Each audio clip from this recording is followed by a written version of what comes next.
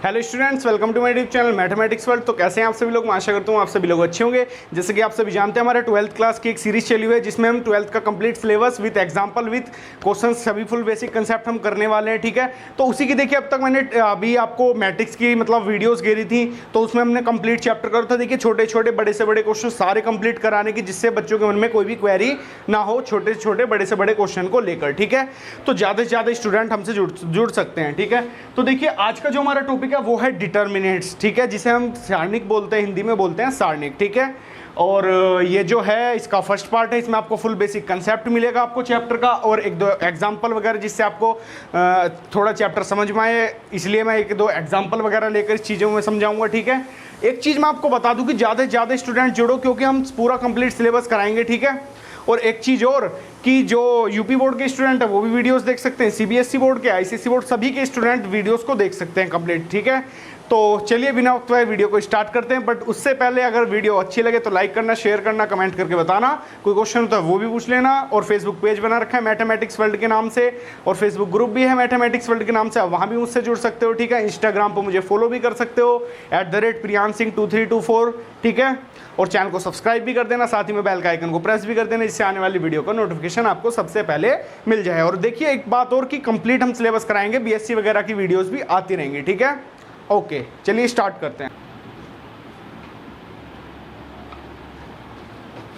ठीक है, इसे बोलते हैं सारणिक।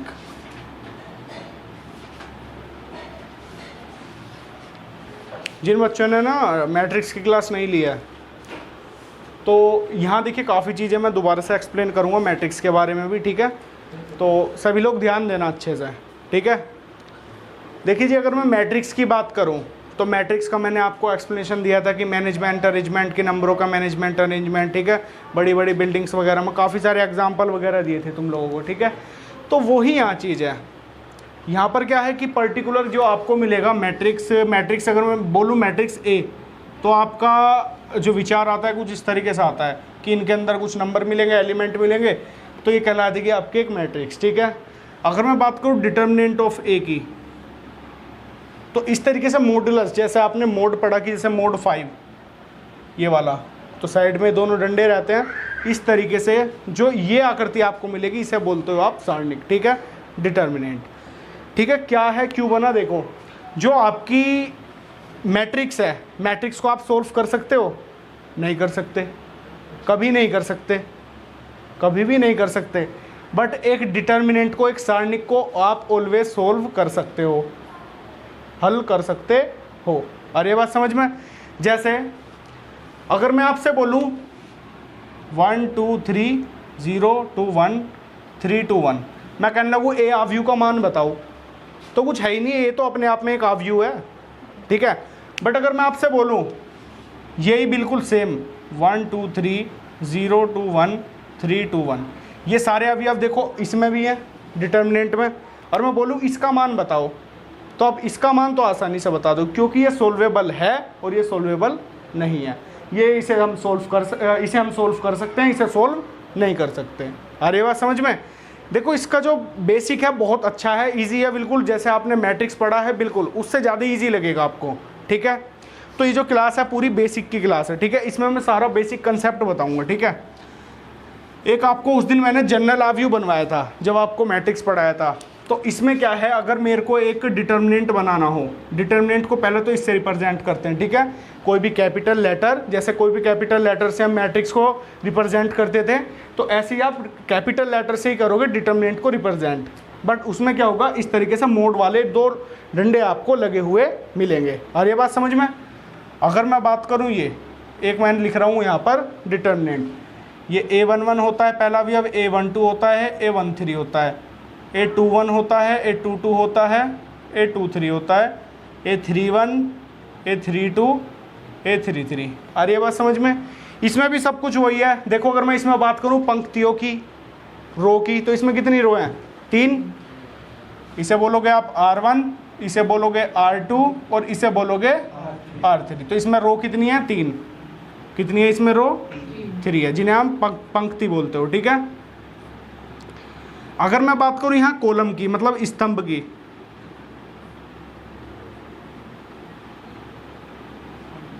तो कॉलम कितनी है इसमें गिन लो, C1 C2 C3, तो कॉलम कितनी है 3, स्तंभ कितनी है इसमें 3, मतलब 1 2 3, और पंक्तियों की बात करूं 1 2 3, 3 इसमें स्तंभ है और 3 ही क्या है इसमें पंक्तियां हैं और 3 ही आप में इसमें स्तंभ है। आ रही है बात समझ में?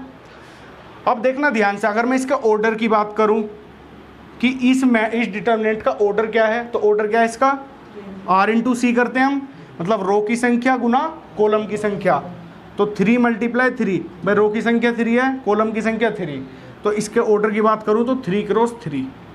आ रही है आपको बात समझ में? अच्छे से आ रही है? ध्यान देना मेरी बात पर। अभी यहाँ पर मेन मुद्दा कुछ नहीं है, देखो ये अभी तक आपका जो चल रहा है ये चल रहा है मैट्रिक्स की बात, ठीक है, कि बेसिक आपको पता होनी चाहिए कि इसमें रो की संख्या कितनी है 3 है, कॉलम की संख्या कितनी है 3 है, ठीक है। अब बेसिकली बात है कि इसे सोल्व कैसे करते हैं, ठीक है, इसे सोल्व कैसे करते हैं। अभी कुछ भी नोट करने लायक नहीं है, ठीक है, जब नोट करने लायक होगा मैं आपको बता दूंगा, ठीक है। ये कितने क्रॉस कितने का है डिटर्मिनेंट 3 क्रॉस 3 का। अगर मेरे को इस तरीके का कोई डिटर्मिनेंट मिलता है, क्वेश्चन करेंगे बिल्कुल ईजी लगेगा चैप्टर, ठीक है, बस बेसिक पहले ध्यान से सुनो। अगर मुझे 3 क्रॉस 3 का कोई डिटर्मिनेंट सोल्व करने के लिए मिलता है तो हम कैसे सोल्व करूंगा, देखो बराबर में इसके एक वो बना लो, पहला जो एलिमेंट होगा ये प्लस होगा माइनस होगा प्लस होगा, फिर ये माइनस होगा प्लस होगा minus plus minus plus. 3 cross 3 के लिए है ये केवल। कहने का क्या मीनिंग है, इसे याद कैसे कर सकते हो कि ये जो मेन डायगोनल है ना दोनों, ये आपको ऑलवेज क्या मिलेंगे प्लस प्लस के, जो अदर ये 1 2 3 जो 4 बचने ये मिलेंगे आपको ऑलवेज नेगेटिव, ठीक है। अब इसे सोल्व करने का तरीका देखो, सोल्व करने के बहुत सारे तरीके हैं कि इसे आप R1 के अकॉर्डिंग भी कर सकते हो, R2 के अकॉर्डिंग भी कर सकते हो, R3 के अकॉर्डिंग भी कर सकते हो, ठीक है, C1 के अकॉर्डिंग, C2 के अकॉर्डिंग, C3 के अकॉर्डिंग भी, ठीक है। अभी बेसिक चल रहा है, जब क्वेश्चन लेंगे एक एग्जाम्पल लेंगे बिल्कुल क्लियर हो जाएगा अच्छे से, ठीक है। बात करूं मैं इसे कर रहा हूं R1 के सापेक्ष विस्तार, R1 के सापेक्ष विस्तार करने पर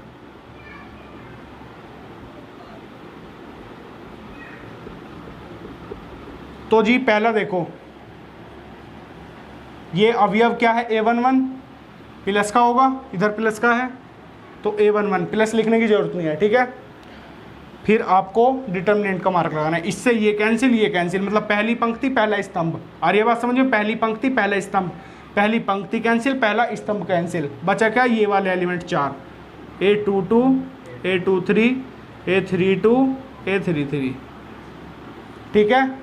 किसके सापेक्ष विस्तार कर रहा हूं मैं R1, तो R1 आपकी ये रही पहला अवयव हो गया, दूसरा अवयव देखो माइनस का होता है तो यहाँ माइनस लगाओ A12, ठीक है। इसका मतलब क्या है कि पहली पंक्ति दूसरा स्तंभ, पहली पंक्ति दूसरा स्तंभ, ये चारों एलिमेंट ये वाले जो हैं आपके 5 के 5 एलिमेंट ये हो गए कैंसिल, ठीक है। पहली इसका मतलब क्या A12 का कि पहली पंक्ति दूसरा स्तंभ, तो पहली पंक्ति दूसरा स्तंभ कैंसिल, तो बचे ये 4 अवयव लिख दो, A21 A23 A31 A33। आ रही है बात समझ में? फिर लास्ट आपका क्या बचा A13, और ये किसका है प्लस का है तो प्लस का A13, ठीक है। इसका मतलब क्या कि पहली पंक्ति तीसरा स्तंभ, पहली पंक्ति तीसरा स्तंभ ये गायब, बचे क्या ये चारों अवयव, ये लिख दो A21 A22 A31 A32। आ रही है बात समझ में अच्छे से? देखो फिर क्या करना आपको, लास्ट स्टेप है बस और क्वेश्चन हो गया फिनिश। A11 इसकी इसमें मल्टीप्लाई करनी होती है, A22 की मल्टीप्लाई A33 में, और फिर इसकी इसमें और माइनस साइन के साथ A32 इंटू A23, ठीक है। इसको एज इट इज ऐसी लिखो, इसकी मल्टीप्लाई इसमें करो A21 into A33 minus A31 into A23, ठीक है जी, प्लस A13 इंटू इसकी इसमें मल्टीप्लाई करो A21 इंटू A32 माइनस फिर इसकी इसमें करो A31 इंटू A22। ये डायरेक्ट जाके आपको इसका वो डिटर्मिनेंट का क्या मिल गया आपको सॉल्यूशन। आ रही है बात समझ में? डिटर्मिनेंट का क्या मिल गया आपको सॉल्यूशन। तो ये मैंने किया था किसके अकॉर्डिंग, R1 के सापेक्ष। आप R2 के सापेक्ष भी कर सकते हो, R3 के सापेक्ष भी कर सकते हो, C1 के सापेक्ष, C2 के सापेक्ष, C3 के सापेक्ष भी। आ रही बात समझ में? इसे नोट करो, देखो क्वेश्चन करोगे बिल्कुल इजी लगेगा, चुटकियों में कर दोगे क्वेश्चन, देखना भी, ठीक है। फटाफट पहले इसे नोट करो। तो देखिए एक एग्जाम्पल लेके सोचते हैं, ठीक है। एक एग्जाम्पल लेते हैं और फिर आपका बिल्कुल जो कंसेप्ट होगा क्लियर हो जाएगा, ठीक है।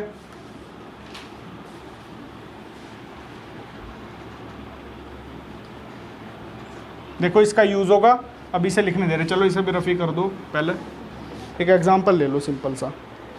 देखो आप ही की बुक का एक ये है एग्जाम्पल नंबर 3, ठीक है। ये बोल रहा है सारणिक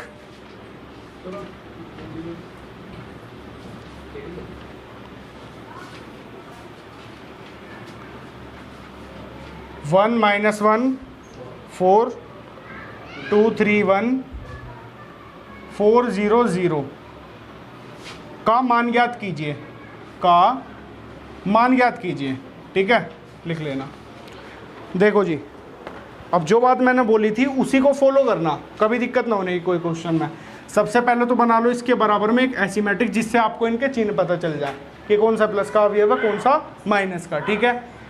तो ये प्लस का मिलेगा, ये माइनस, ये प्लस, ये minus, plus minus plus minus plus. देखो दोनों डायगोनल वाले क्या हैं, प्लस प्लस के हैं। आ रही बात समझ में? एक बात, एक नोट पॉइंट और याद रखना कि जो हम जो डिटर्मिनेंट सोल्व करते हैं, सारणिक जो सोल्व करते हैं, वो ऑलवेज करते हैं कि वर्ग आव्यूह का। किसका? वर्ग आव्यूह या वर्ग सारणिक का, जिसमें रो और कॉलम की संख्या क्या हो, बराबर हो। जैसे इसमें देखो रो की संख्या कितनी है, 3 है, और कॉलम की संख्या भी 3 है। याद रखना कि जब भी आप एक सारणिक का मान निकाल सकते हो जब उसमें रो और कॉलम की संख्या क्या हो, बराबर।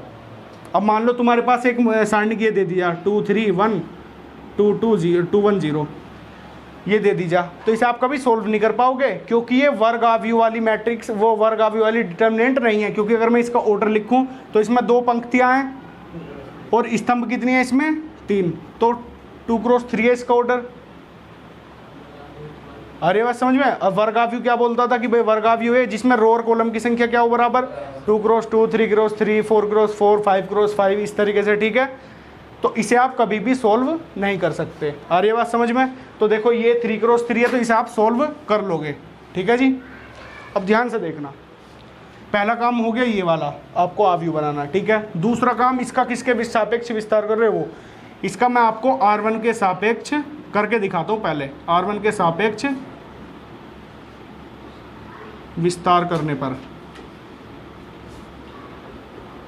ठीक है। ये प्लस का होता है तो प्लस का 1 लिख दो, ठीक है। जब आप ये निकाल रहे हो तो ये कैंसिल, ये कैंसिल, बचा कौन सा, 3 0 1 0, क्लियर। 2 देखो ये माइनस का होता है, -2 लिखो, ये कैंसिल, ये कैंसिल, क्लियर। -1 0 4 0, ठीक है। 4 देखो ये प्लस का होता है तो प्लस का 4 लिखो, ये कैंसिल, ये कैंसिल, -1 3 4 1। First step clear. दोबारा देखो यहाँ पर +1 लिखो, फिर इसकी मल्टीप्लाई हम इसमें करते हैं, 0 की 3 में करोगे 0 आएगा, 1 की 0 में करोगे 0 आएगा, और माइनस के साथ। आ रही बात समझ में? -2 लिखो, इसकी इसमें करोगे 0 आ जाएगा, फिर माइनस लगाते हो, 4 की 0 में करोगे 0 आ जाएगा, +4, इसकी इसमें करोगे 1 की -1 में तो -1 आएगा, -4 की 3 में करोगे 12 आ जाएगा, ठीक है। यहाँ 1 बनेगा, 0 में 0 गया, 0 बचा, -2 0 में 0 गया, 0 बचा, +4, ये बन गया -13, ठीक है। ये तो 0 गया, किसी की भी मल्टीप्लाई 0 से करते हो 0 आएगा, तो 0 - 0 प्लस 13 चौका 52 माइनस का, ठीक है। तो आंसर क्या मिल गया आपको? तो ये करना आपको। आ रही बात समझ में? देखो ये मैंने सापेक्ष किया, R1 के सापेक्ष करा विस्तार, किसके सापेक्ष, R1 के सापेक्ष। आप R2 के सापेक्ष भी कर सकते हो, R3 के सापेक्ष भी कर सकते हो, C1 के सापेक्ष भी, C2 के सापेक्ष भी, C3 के सापेक्ष भी। आ रही बात समझ में? अभी मैंने R1 के सापेक्ष विस्तार करके दिखाया है आपको, ऐसे ही नोट करो। फिर हम करेंगे इस बार C3 के सापेक्ष विस्तार, क्योंकि मेरे को दिख रहा है यहाँ पर 2 जीरो बन रहे हैं। क्या बन रहे हैं? 2 जीरो। क्या बन रहे हैं? 2 जीरो बन रहे हैं। इससे क्या बेनिफिट मिलेगा अभी देखेंगे, पहले इसे नोट करो, अभी देखेंगे और क्वेश्चन, ठीक है। इसी को देखो सेकंड कंसेप्ट से भी बताऊंगा, ओके। चलिए जी, इसी क्वेश्चन को करते हैं अब हम C3 के सापेक्ष। किसके सापेक्ष? C3 के। एक बात और आपको बता दूं, चाहे आप इसको R1 के सापेक्ष करो, R2 के सापेक्ष करो, R3 के सापेक्ष, C1 के सापेक्ष, C2 के सापेक्ष, C3 के सापेक्ष, किसी के भी सापेक्ष कर लो, आंसर दोनों से सेम ही आएगा। आ रही बात समझ में? आंसर सबसे सेम ही आने वाला है। जैसे मैं कर रहा हूँ C3 के सापेक्ष, ठीक है। C3 के सापेक्ष ही क्यों कर रहा हूँ वो पूछो, क्योंकि इसमें मुझे 2 जीरो मिल रहे हैं। अब देखो बाहरी 2 जीरो आ गए तो कैलकुलेशन तो आपकी वहीं ख़त्म हो गई ज़्यादा। आ रही बात समझ में? अभी देखना एक चीज़, कंसेप्ट ये भी ठीक है, इससे कर लो कोई दिक्कत नहीं है। अब मैं कर रहा हूँ किसके सापेक्ष? C3 के सापेक्ष। C3 आपकी ये रही, ठीक है। ध्यान से इधर देखते रहना भाई, नहीं तो समझ में नहीं आने की बात। 4 देखो, C3 आपका पूरा ये है C3, ठीक है। तो 4 किसका लोगे? प्लस का, तो प्लस का 4, ठीक है।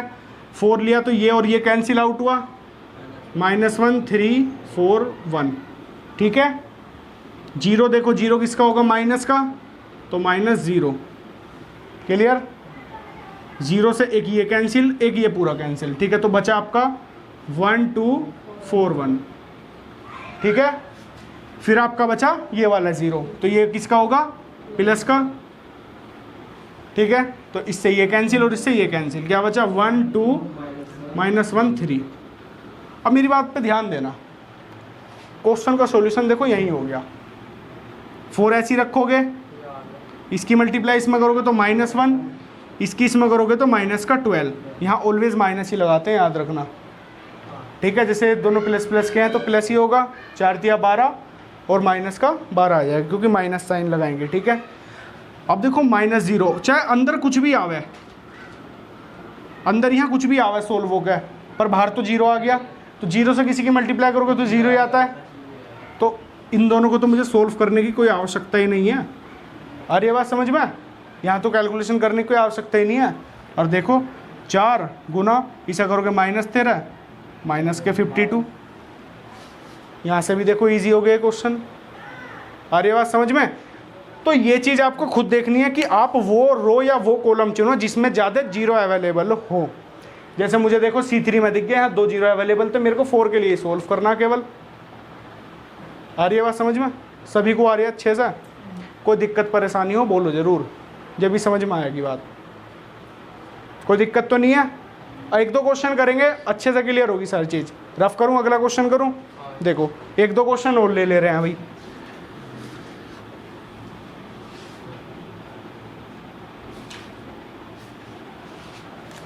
ठीक है,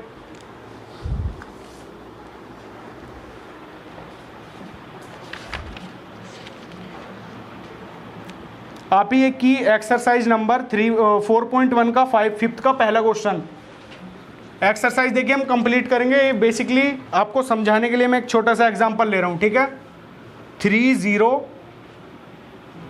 3 -1 0 -5 एंड -2 -1 0। एक्सरसाइज को हम कंप्लीट करेंगे, बट ऐसी नॉर्मली जनरली समझाने के लिए क्वेश्चन ले लिया है, ठीक है। तो इसका हमें मान ज्ञात करना है। क्या करना है? मान ज्ञात करना। अब आप मुझे बताओ किसके अकॉर्डिंग करूँ, सबसे आसान किसके अकॉर्डिंग है? और R2 के अकॉर्डिंग। भाई R1 को देखोगे तो इसमें यहाँ 3, यहाँ -1 -2, कैलकुलेशन थोड़ा ज़्यादा होगी। बट अब R2 को अगर देखते हो 0 0 -1, तो R2 के अकॉर्डिंग करोगे, इसमें 2 जीरो अवेलेबल है, सिंपल हो जाएगा क्वेश्चन। तो यहाँ लिखो R2 के सापेक्ष विस्तार करने पर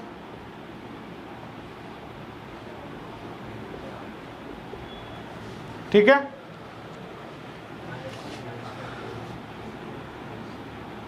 R2 में देखो पहला अवयव 0 है, ये कैसा माइनस का दे रखा है, तो माइनस का 0, ठीक है। इससे ये कैंसिल, बचा -1 -2 -5 0, ठीक है। अगला अवयव क्या है, प्लस का है, ये प्लस का 0 आ जाएगा। तो देखो इससे ये कैंसिल, ठीक है। बचा क्या 3 -2 3 0, ठीक है। ये क्या है -1 और ये क्या है माइनस, तो माइनस माइनस क्या हो जाएगा प्लस। तो इससे ये कैंसिल, क्या बचा 3 -1 3 -5। यहाँ तक किसी कोई प्रॉब्लम बताओ? सिंपली देखो, बिल्कुल नहीं है, R2 के सापेक्ष हमने विस्तार करा है, ठीक है। ये वाला तो पूरा 0 हो जाएगा और ये वाला भी पूरा 0, तो इन्हें तो मेरे को लिखने की भी आवश्यकता नहीं है। और इस स्टेप में भी आप चाहे इन्हें मत लिख कर दिखाओ, और ये बात समझ में, इस स्टेप में भी, क्योंकि आपके बाहर पहले से ऑलरेडी 0 है। भाई अंदर कुछ भी आवे सोल्व हो गया, बट बाहर तो 0 है, 0 ही बनाएंगे, ठीक है ना। सब एलिमेंट 0 हो जाएंगे। तो डायरेक्टली मैं इसे सोल्व कर लूँ। देखो प्लस का 1 है बाहर, इसकी इसमें करोगे -15, 5 की 3 में करी -5 की, और 3 की -1 में करोगे तो -3, और माइनस माइनस क्या हो जाएगा प्लस, क्योंकि माइनस हम ये ऑलरेडी लगाते हैं। और यहाँ पर 3 की -1 में करेंगे तो -3, और माइनस लगाते हैं तो माइनस माइनस प्लस हो गया, ठीक है। माइनस का 12 आ गया, क्योंकि माइनस का 15 प्लस का 3 है। आ रही है बात समझ में? तो देख लो कितना सा क्वेश्चन है ये, कितना रहा -12। चाहे आप R1 के अकॉर्डिंग करोगे जब भी यही आने वाला है, R2 के अकॉर्डिंग करोगे जब भी आएगा, R3 के अकॉर्डिंग करोगे जब भी यही आएगा। आ रही बात समझ में? देखो रफली मैं आपको दिखाता हूँ, ये R1 के सापेक्ष करके दिखाता हूँ रफली, थोड़ा सा ऐसे ही, ठीक है। R1 के सापेक्ष क्वेश्चन तो आपका यही हो गया। R1 के सापेक्ष रफली देख लीजिए भाई, ये प्लस का है ये वाला, तो प्लस का 3 लिखो, ये कैंसिल आउट, ये कैंसिल आउट, 0 -1 -5 0। देखो ये माइनस का है, माइनस माइनस क्या हो जाएगा प्लस का 1, ये कैंसिल आउट, ये कैंसिल आउट, तो 0 -1 3 0, ठीक है। देखिए माइनस का 2 है, प्लस का तो प्लस माइनस माइनस ही होता है, तो -2, ये कैंसिल 0 0 3 -5, ये मिलेगा आपको। इसे सॉल्व कर लो, 3 बाहर दे रखा है, 0 की 0 में करोगे 0 आएगा, -5 की -1 में करोगे तो क्या आएगा प्लस का 5, तो माइनस का 5 आ जाए, क्योंकि माइनस मार्क लगाते हैं तो माइनस माइनस प्लस और प्लस माइनस माइनस, ठीक है। फिर प्लस का 1, 0 की 0 में करोगे 0, 3 की -1 में करोगे तो प्लस का 3 आ जाएगा। अरे बात समझ में, क्योंकि माइनस माइनस प्लस हो जाएगा भाई, -2 दे रखा है, इसकी इसमें करोगे 0 आएगा, इसकी इसमें करोगे तब 0 आ जाएगा। क्लियर होने के बाद देखो ये 3 दे रखा है, ये -5, क्योंकि 0 में सब 5 जाएगा तो -5 बचेगा, प्लस का 1 है, 0 में 3 ऐड करोगे तो 0 आएगा, तो 3 -2 और ये 0 बन जाएगा, तो ये पूरा क्या बन जाएगा 0 ही बन जाएगा, ये तो 0 बन जाएगा, है ना। अब देखो ये वाली चीज़ देखो, 3 की -5 में करोगे तो -15 और प्लस का 3, ठीक है। इसे सॉल्व करोगे तो माइनस का 12, देखो यहाँ से भी -12, यहाँ से भी, बट देखो ये चीज़ अंतर देखो कि यहाँ कितनी कैलकुलेशन बढ़ गई और यहाँ हमने छोटे से उसमें ही कर दिया। आ रही बात समझ में? तो दोनों तरीके से, जिस भी तरीके से आपको अच्छा लगे उस तरीके से फॉलो करो, बट ये मैं अपना पर्सनल सजेशन रखूंगा कि आप उसके अकॉर्डिंग करो जिसमें ज़्यादा 0 अवेलेबल हो। जैसे R2 में ज़्यादा 0 अवेलेबल है कि 1 और 2 0 अवेलेबल है, तो R2 के अकॉर्डिंग करो, ठीक है। इससे क्या होगी, कैलकुलेशन थोड़ा कम हो जाएगी। आ रही बात समझ में? और आगे भी आप यही काम करेंगे, ठीक है। चैप्टर का बेसिक चल रहा है, मज़ा आ रहा होगा आपको बिल्कुल। बताओ आ रहा नहीं आ रहा? करो तो नोट फटाफट, आगे क्वेश्चन देखेंगे, फिर अब एक्सरसाइज के क्वेश्चन करेंगे। चलो जी, अब एक्सरसाइज नंबर 4.1 के क्वेश्चन करते हैं, ठीक है। 4.1 के जितने क्वेश्चन होते हैं कंप्लीट करेंगे वैसे तो जहाँ तक है, ठीक है। और भी देखिए इसका बेसिक है चैप्टर का, वो बीच बीच में मैं बताता रहूँगा, ठीक है। बट बेसिकली ये चीज़ें आप याद रखना।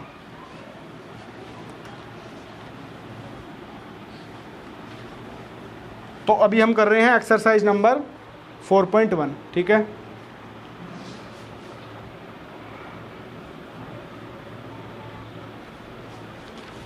ठीक, ये कह रहा है, देखो स्टेटमेंट पढ़ो, प्रश्न 1 से 2 तक में समीकरण सारणिकों का मान ज्ञात कीजिए।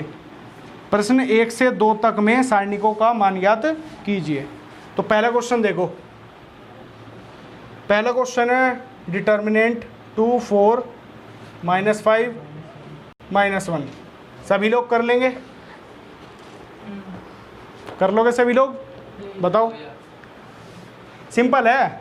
देखो जैसे तुम बोल रहे थे इसकी ये तो 2 क्रॉस 2 का ही है, सिंपल।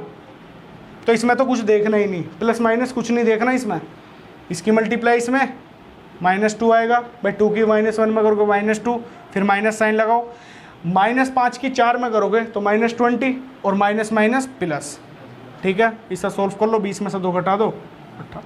हो गया सोल्व, हो गया सोल्व। पहला क्वेश्चन इतना सा है। ठीक है, अच्छा जी। सेकंड का पहला देखो, ये पहला क्वेश्चन था। अब देखो सेकंड का पहला पार्ट, ये दे रखा है आपको cos theta minus sine theta and sine theta cos theta. Concept वही रखना है। इसकी इधर मल्टीप्लाई कोस स्क्वायर थीटा बनेगा, कोस की कोस में करोगे माइनस लगाओ, साइन की माइनस साइन में करोगे minus sine square theta, minus minus plus sine square theta. Value किसकी होती है? 1 की। Sine square theta plus cos square theta 1 होता है। ठीक है, सेकंड क्वेश्चन देखो, सेकंड का सेकंड पार्ट। यहाँ देखो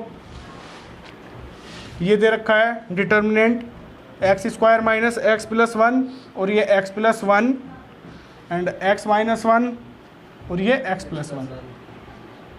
सिंपल।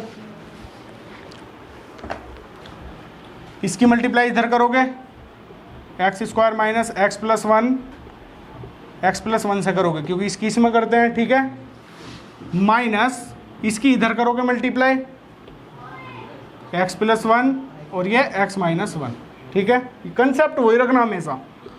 इसकी इसमें करोगे एक्स की क्यूब मिलेगा आपको प्लस एक्स स्क्वायर, भाई एक्स स्क्वायर की एक्स में करी एक्स की क्यूब मिला, एक्स स्क्वायर की 1 में करोगे एक्स स्क्वायर, माइनस एक्स की प्लस वाले एक्स में करोगे तो माइनस एक्स स्क्वायर मिलेगा, माइनस एक्स की प्लस 1 में करोगे तो माइनस का एक्स मिलेगा, प्लस 1 की एक्स में करोगे तो प्लस का एक्स मिल जाएगा, प्लस 1 की प्लस 1 में करोगे तो प्लस का 1। इसे सोल्व करोगे तो माइनस, ये देखो ए प्लस बी ए माइनस बी वाली प्रॉपर्टी बन जाएगी, ए स्क्वायर माइनस बी स्क्वायर, तो ये बनेगा एक्स स्क्वायर प्लस 1, क्योंकि बाहर है आपका माइनस, डायरेक्ट कर दिया मैंने, ये बाहर आपका माइनस है तो एक बन गया आपका फॉर्मूला एक्स स्क्वायर माइनस 1 का। तो बाहर माइनस तो अंदर वाला इसने क्या कर दिया, साइन चेंज कर दिए। साइन चेंज होने के बाद देखो एक्स स्क्वायर से तो आपका एक्स स्क्वायर कैंसिल हो जाएगा।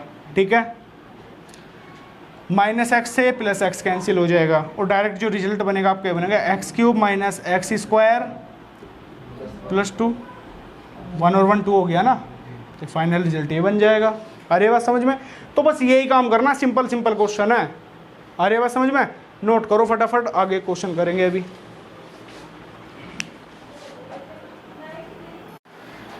तो जितने भी आगे क्वेश्चन होंगे 4.2 के, वो 4.1 के सभी लोग ट्राई करेंगे। देखो जैसे इसमें देखिए 5th क्वेश्चन है, 5th के सारे क्वेश्चन तुम खुद कर सकते हो। 5th क्वेश्चन को देखो बुक में, निम्नलिखित सारणिकों का मान ज्ञात कीजिए। 3 क्रॉस 3 के हैं, कर सकते हो सभी लोग ट्राई करना, जो ना हो पूछ लेना। 6ठा क्वेश्चन है वो भी कर सकते हो। 7th क्वेश्चन है, अगर आपने मैट्रिक्स वाले क्वेश्चन अच्छे से करे हैं तो इस क्वेश्चन में भी कोई दिक्कत परेशानी नहीं आने वाली। इसमें क्या पहला भी पहले के बराबर होता है, दूसरा दूसरे के, तीसरा तीसरे के, चौथा चौथे के, ये करते थे आप किसमें, आव्यूह में। इसमें क्या करोगे, इसमें बेसिकली आपको पहले क्या करना होगा, सोल्व। जैसे 2 क्रॉस 2 का सोल्व करोगे, जैसे 2 क्रॉस 2 का सोल्व करा है तो LHS ऐसे सोल्व करना, RHS सोल्व करना, दोनों को बराबर रख देना, वहाँ से x का मान निकाल लेना। ठीक है, यही काम आपको करना है सेकंड में और यही काम आपको करना है 8th क्वेश्चन में।